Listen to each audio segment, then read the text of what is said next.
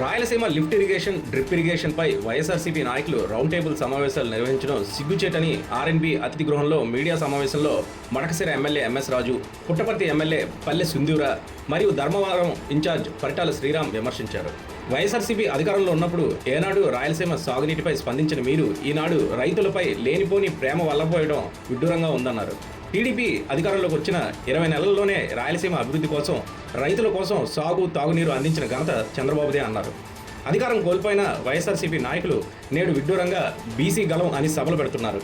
అధికారంలో ఉన్నప్పుడు ఎందుకు బీసీలకు పెద్దపీట వేసి నామినేటెడ్ పోస్టులు ఇవ్వలేకపోయారని, వైఎస్ఆర్సీపీ హయాంలో బీసీలపై దాడులు, హత్యలు జరుగుతున్నప్పుడు వైఎస్ఆర్సీపీలో ఉన్న ఏ ఒక్క బీసీ నాయకుడైనా ఖండించారా అన్నారు. కనీసం నోరు మెదపలేదు. ఒక్క బీసీనైనా వీసీని చేశారా? మొత్తం రెడ్డి సామాజిక వర్గం వారినే వీసీలుగా నియమించారన్నారు. టీడీపీ అంటేనే బీసీ, ఎస్సీ, ఎస్టీలకు పార్టీ. ఆంధ్రప్రదేశ్లో బీసీలకు పెద్దపీట వేసింది ఒక టీడీపీ మాత్రమే అన్నారు.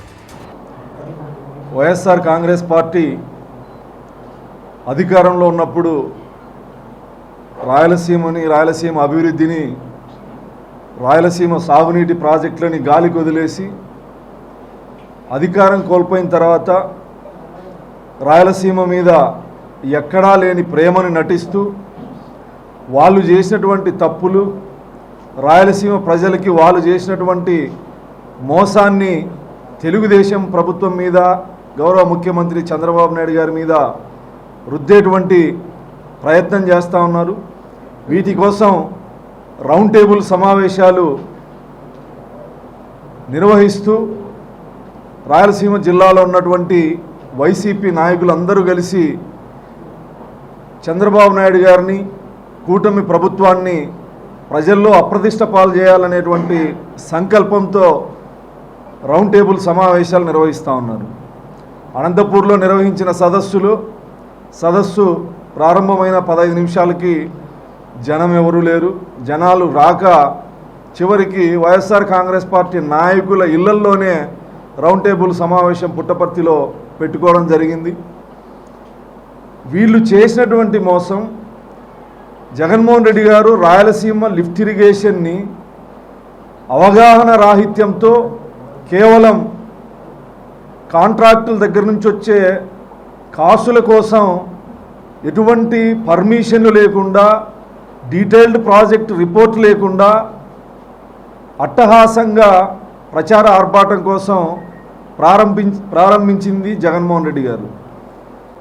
గ్రీన్ ట్రిబ్యునల్ కానీ, కేంద్ర జలశక్తి కానీ, అదేవిధంగా పక్కనున్నటువంటి తెలంగాణ ప్రభుత్వం కానీ రాయలసీమ లిఫ్ట్ ఇరిగేషన్ మీద అనేక కేసులు కోర్టుల్లో వేయడం జరిగింది.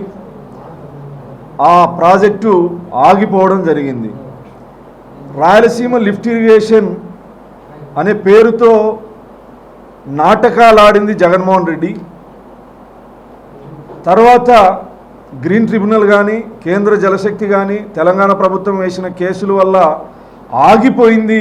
జగన్మోహన్ రెడ్డి గారి ప్రభుత్వంలో 2020-21లో ఆగిపోతే సరైన కౌంటర్ కూడా దాఖలు చేయకుండా ఆ ప్రాజెక్టు ఆగిన తర్వాత మరొక 3 సంవత్సరాలు జగన్మోహన్ రెడ్డి గారు ప్రభుత్వంలో ఉన్నారు.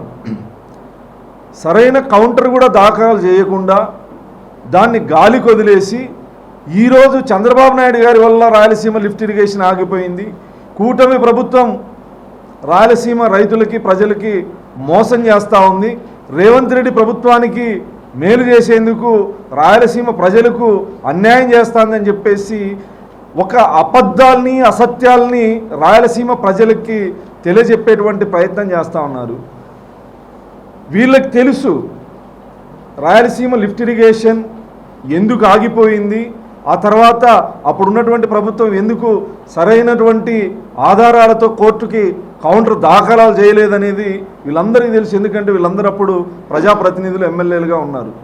ఆ రోజు 3 సంవత్సరాలు మీ జగన్మోహన్ రెడ్డిని కానీ, మీ ప్రభుత్వాన్ని కానీ ప్రశ్నించకుండా ఈరోజు నిందలు మాత్రం తెలుగుదేశం ప్రభుత్వం, కూటమి ప్రభుత్వం మీద వేసేటువంటి ప్రయత్నాన్ని ప్రజలు అమాయకులు, ప్రజలకి ఏమీ తెలియదు, మేమేం చెప్తే అది నమ్ముతారనుకోవడం మీ పొరపాటు. ఒక కరువు రహిత ఆంధ్రప్రదేశ్ని చూడాలనేది మన గౌరవ ముఖ్యమంత్రి వర్యులు శ్రీ నారా చంద్రబాబు నాయుడు గారి కళ.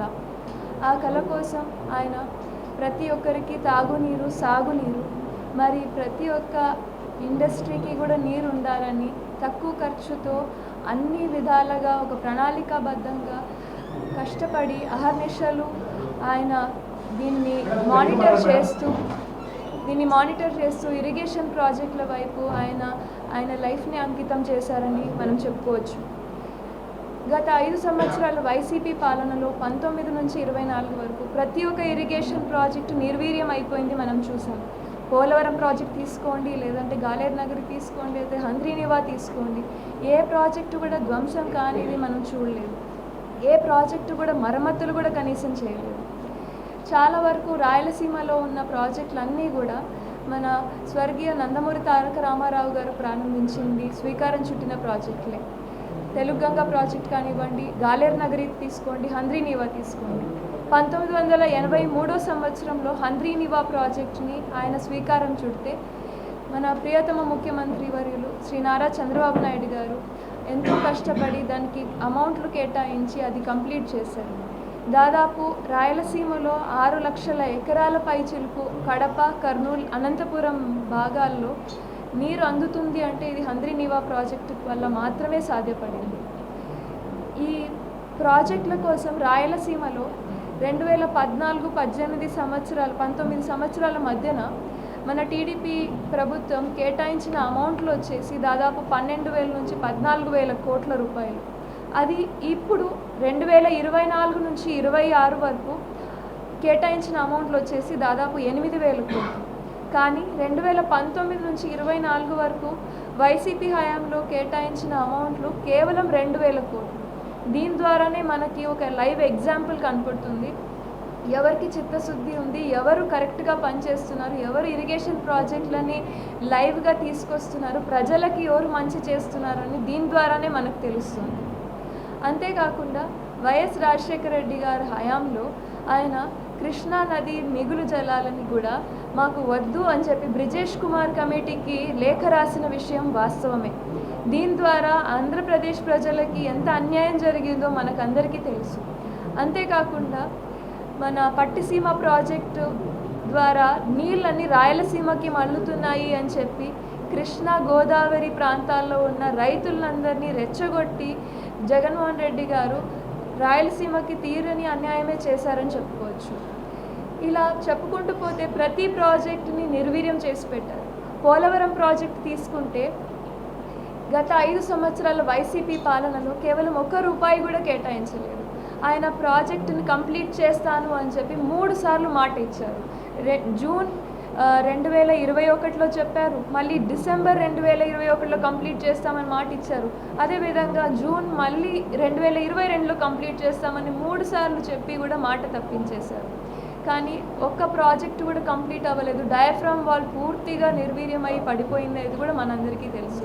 ఈ ప్రాజెక్టులని మళ్ళీ మన కూటమి ప్రభుత్వం 2024లో వచ్చిన తర్వాత మళ్ళీ డయాఫ్రామ్ వాల్ని కట్టడమే కాకుండా కేంద్రం నుంచి 12,500 కోట్లు పోలవరం ప్రాజెక్టుకి మళ్ళీ తీసుకురావడం అంటే ఇది చిన్న విషయం కాదు. ఇది కేవలం కూటమి ప్రభుత్వానికి మాత్రమే చెందింది. చంద్రబాబు నాయుడు గారి ఆ ఫ్యూచరిస్టిక్ గోల్ ఏదైతే ఉందో ఇరిగేషన్ ప్రాజెక్టుల వైపు ఆయనకున్న చిత్తశుద్ధి ఉందో దానివల్ల మాత్రమే నడుస్తుంది.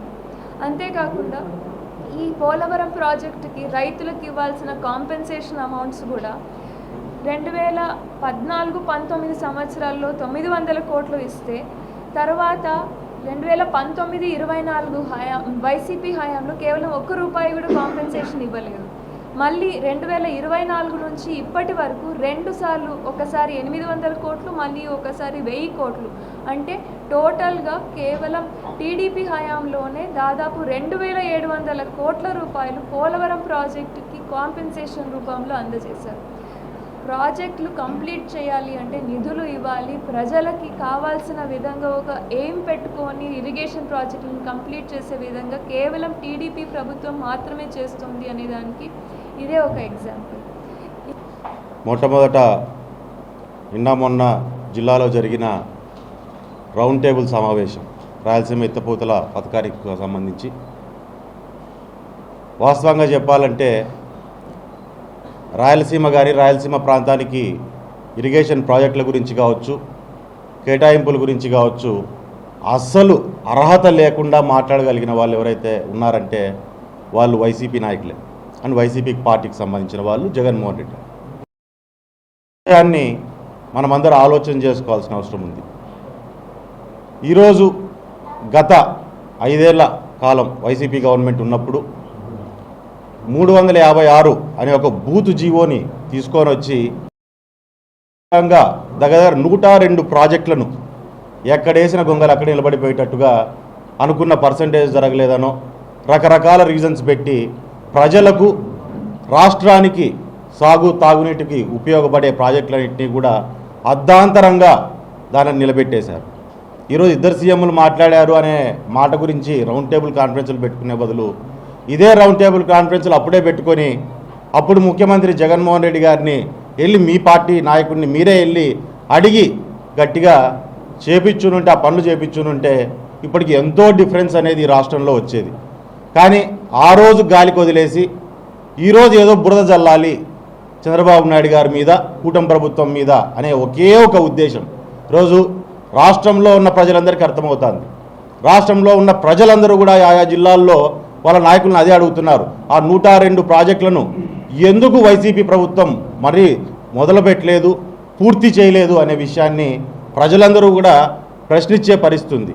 దావన్నింటినీ తప్పించుకోవడానికి ఈరోజు కూటమి ప్రభుత్వం మీద, చంద్రబాబు నాయుడు గారి మీద బురద జల్లడానికే ఈ రౌండ్ టేబుల్ కాన్ఫరెన్స్ని పెట్టుకొని మీరు ముందుకు రావడం. ఈరోజు మన జిల్లాలో, అనంతపురం జిల్లాలో మనం చూసుకున్నప్పటికీ ఆ రోజు పూర్తి స్థాయిలో ప్రజలకు ఉపయోగపడుతుందని ఈరోజు పేరూరు కానీ, భైరవాంతిప్ప కానీ, అదే రకంగా జిల్లేడు బండ కానీ ఇటువంటి ప్రాజెక్టులు ఏవైతే ఉన్నాయో ఇవన్నిటినీ కూడా పూర్తి స్థాయిలో ఫినిష్ చేయకోకుండా ఆపేసి, వాస్తవంగా చెప్పాలంటే బద్ధకం.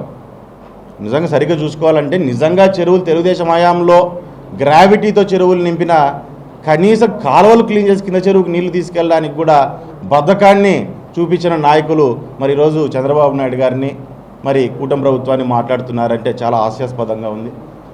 ఈరోజు ఇదే పద్ధతుల్లో మీరు ముందుకు పోతే ప్రజలందరూ, రైతులందరూ ఈరోజు మిమ్మల్ని ఊర్లో ఉరికించి కొట్టే పరిస్థితి ఉంది.